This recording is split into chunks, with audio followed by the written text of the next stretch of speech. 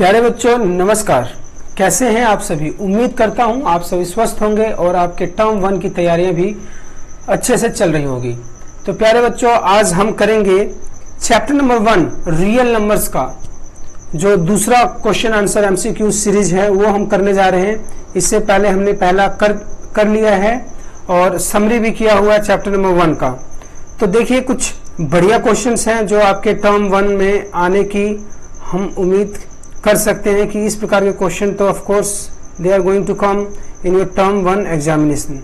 तो बस आप पूरा वीडियो देखिए।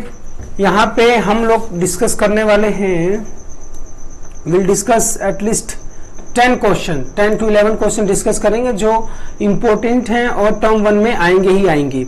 तो बस आप ध्यान से देखिए और करते जाइए। तो question number 1 is the decimal expansion of 22/7 is, क्या आएगा 22/7 की वैल्यू क्या होती है आपको मालूम है 3.1428571 ...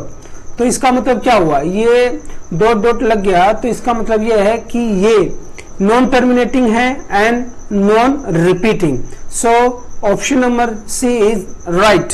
the decimal expansion of 22/7 is non terminating and non repeating. इस प्रकार के जो नंबर होते हैं मैंने समरी में समझाए हुए हैं। इस प्रकार के नंबर को हम क्या कहते हैं, NTNR, non terminating non repeating.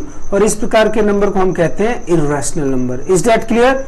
इस प्रकार के नंबर को हम क्या कहते हैं, irrational number. Now the question number 2 is For some integer, the odd integer is represented in the form of, जो odd integers होते हैं किस फॉर्म में रिप्रेजेंट किए जाते हैं। odd numbers अगर रिप्रेजेंट करना हो तो किस फॉर्म में, मान लीजिए n है तो n को अगर आप 1 से स्टार्ट करेंगे 1 2 3, ये तो odd भी आ रहा है इवन भी आ रहा है। So this can not be the answer.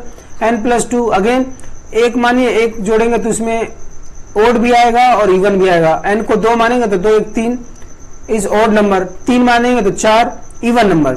But 2n+1 की फॉर्मेट में कोई भी नंबर रखेंगे मींस n कुछ भी रखिए आप, n को 1 भी रखिए, 2 रखिए, 3 रखिए, 4 रखिए, you will always get an even number. हमेशा एक क्या नंबर मिलेगा, even number.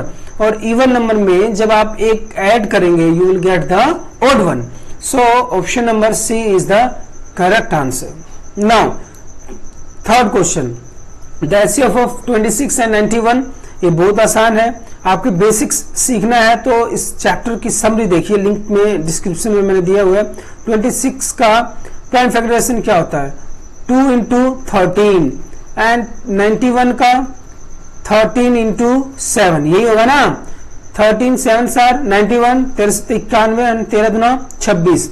What would be HCF. HCF क्या होगा, देखिए कॉमन क्या है 13, so 13 is the HCF and B is the correct option.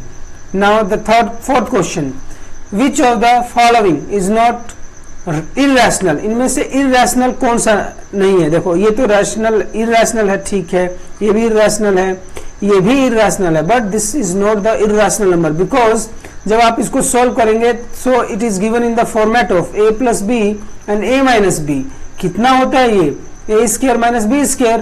when you will expand this formula you will get 3 square minus root of 7 square and you will get 9 minus 7 2, which is a rational number।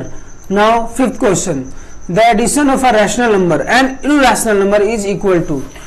जो rational और irrational का addition है वो आपको क्या देगा, it would always give irrational number। जो अगर आप दो rational और इरेशनल को ऐड करेंगे तो you will always get a irrational number. Simple सी बात है, इरेशनल जो भी नंबर्स हैं, इरेशनल नंबर में आपने कुछ ऐड कर दिया, if you have added something तो ये क्या हो जाएगा, और बड़ा इरेशनल नंबर बन जाएगा। So it would give irrational number always. Now question number 6, the multiplication of 2 irrational number is. 2 irrational को आप मल्टीप्लाई कर रहे हैं, मान लीजिए हमने 2 इरेशनल नंबर को मल्टीप्लाई किया, 2√3 को कर दिया और 3√5 को कर दिया। ये इरेशनल नंबर है तो कितना 6√15, तो इरेशनल नंबर मिलेगा। और फिर 2 इरेशनल नंबर को मल्टीप्लाई कीजिए, मान लीजिए हमने कर दिया √6 into √6 तो कितना आ गया 36, √36 आंसर क्या आ गया 6। तो इरेशनल भी हो सकता है और रैशनल, मे बी रैशनल और irrational when we are multiplying the 2 irrational numbers. So C is the correct option.